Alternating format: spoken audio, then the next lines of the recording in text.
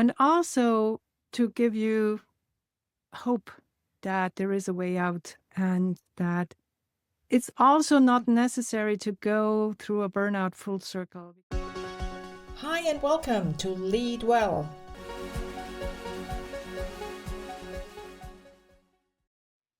Recently, I've been thinking a lot about burnout because, first of all, it's something that I come across more and more in clients I'm working with. And the second reason is that I have been interviewed by a podcaster friend of mine, Sharon King. And one of her questions was, what was the experience that you had when you had your burnout? I'd never shared this episode of my life with you. And why don't I do that today?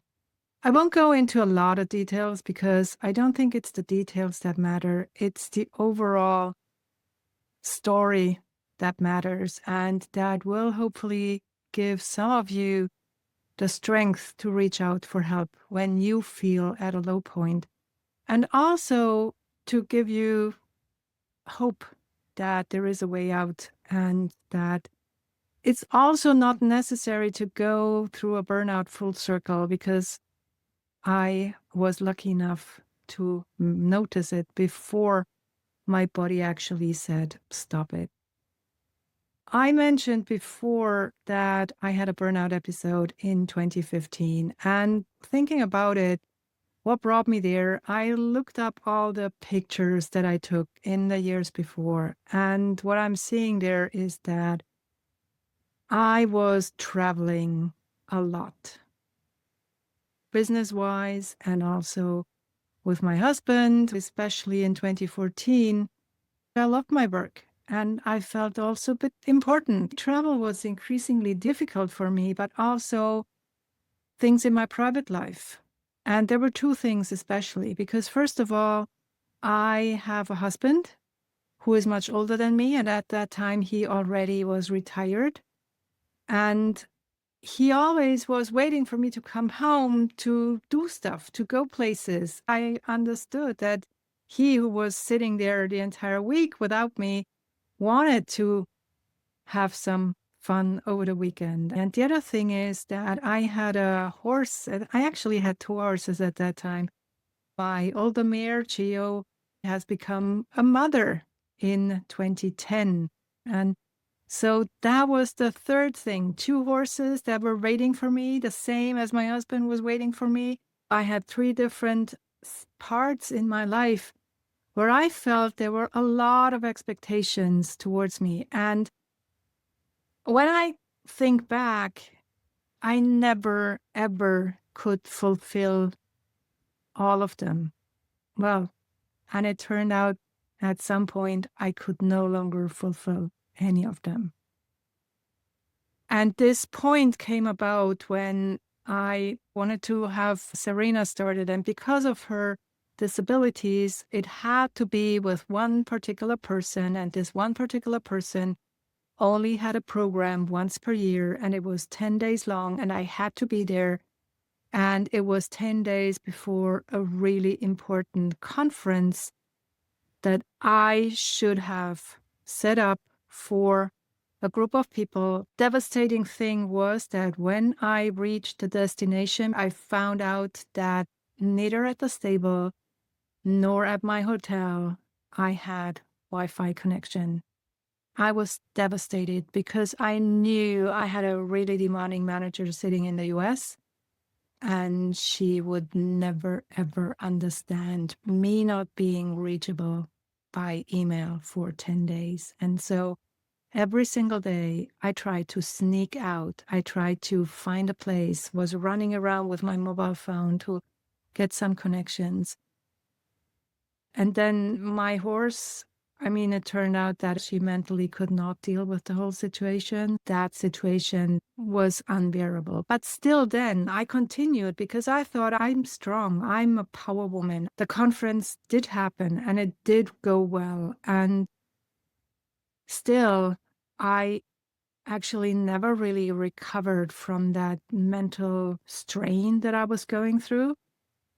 And while I continued and while I thought, well, everything's going fine, I had some sensations, but I really didn't pay attention to them at that time.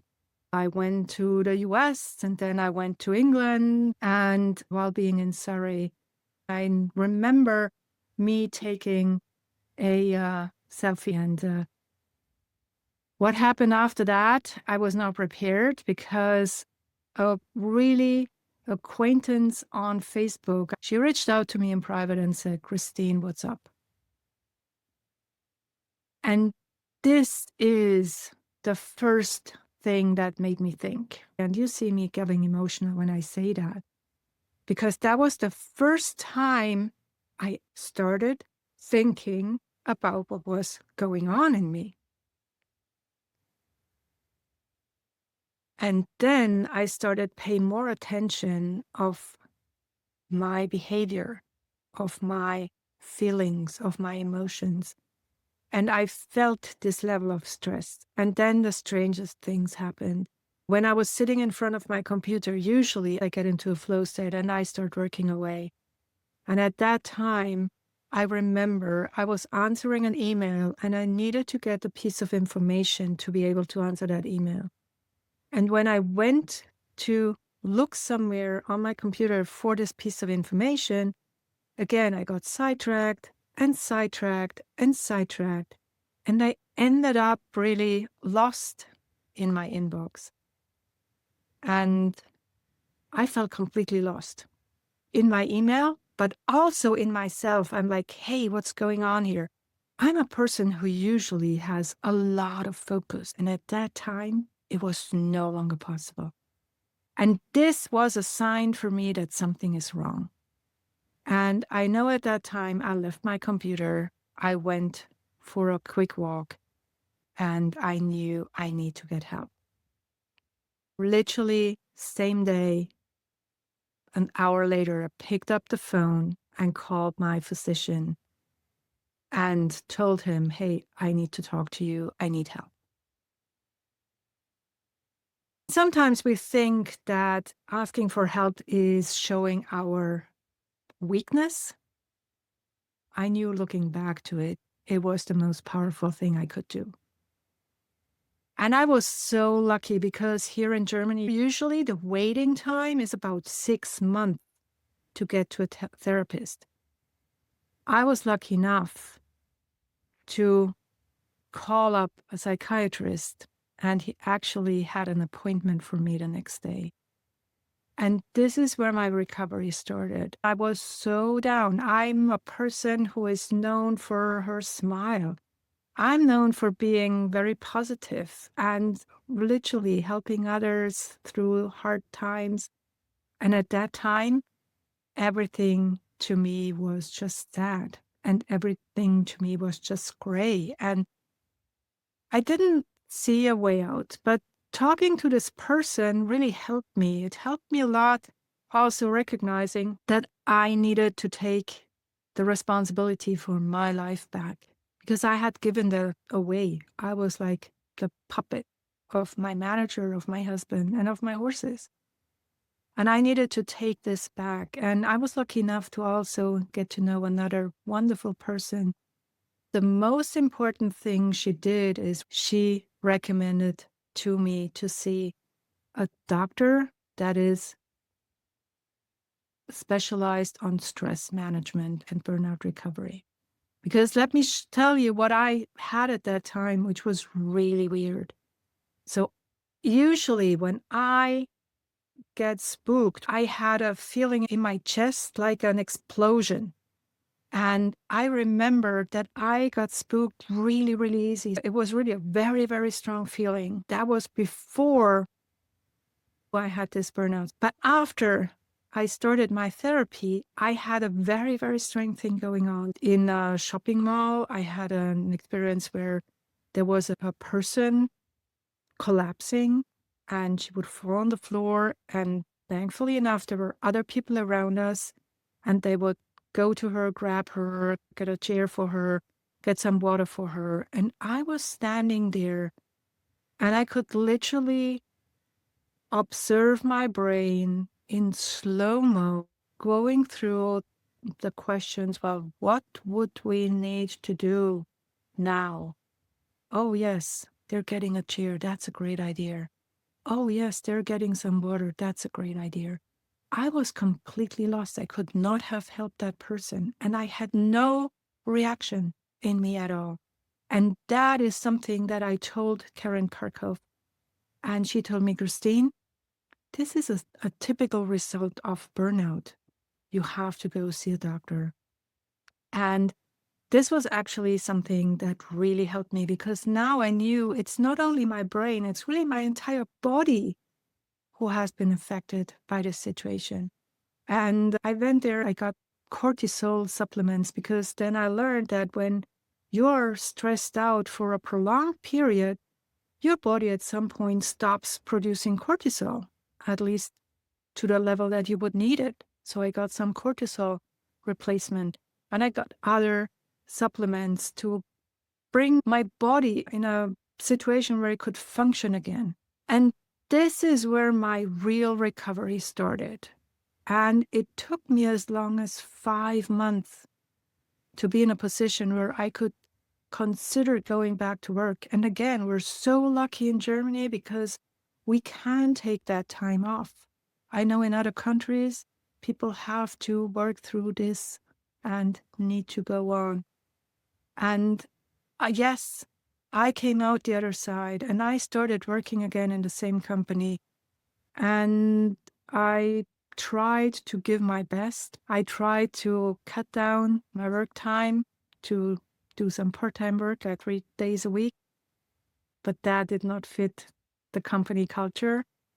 And so I ended up working as a coach. And now it's so important to me to really help my clients and help everyone I touch to recognize that if you have someone that you know and that you are observing changing their productivity, changing their behavior, being different, probably telling you that they can't do everything that is required from them, even if they could in the past, this can be a sign of them going towards a burnout.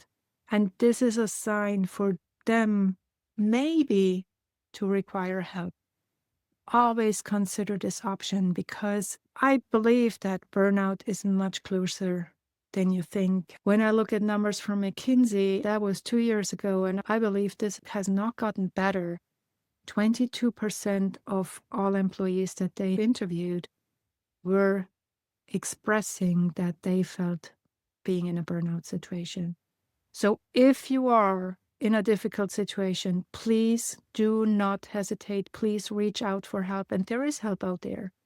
And if you know someone who you think might have a difficult time, talk to them.